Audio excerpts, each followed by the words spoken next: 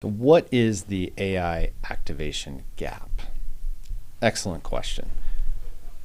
First, we have to think about that still every organization today is at different levels of AI maturity. And it's coming from the CEO in every organization saying, hey, how are we leveraging AI to transform our organization to stay relevant, to continue to retain our customers and go out and acquire new customers?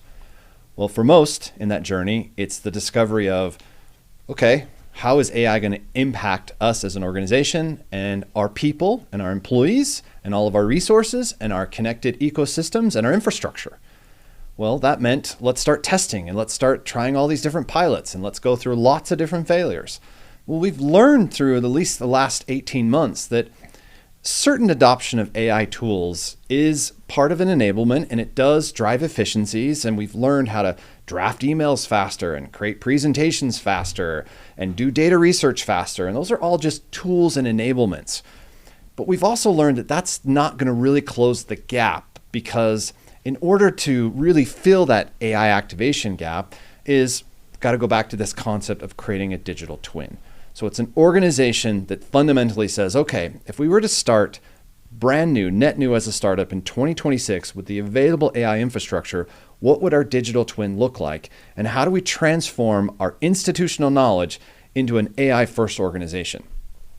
Well, to fill that gap, our approach typically is number one, first going through and unpacking the organization.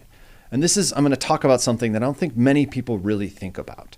So number one, asking the CEO, tell me, what is the vision of your company? Why do you exist today? Why are you in business?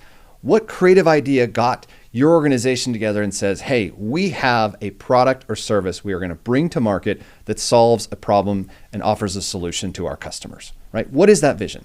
And from that vision, what business model was created to support that? How are you going to make money to then get a bunch of messy people together to figure out your organizational processes to sell and support that business model?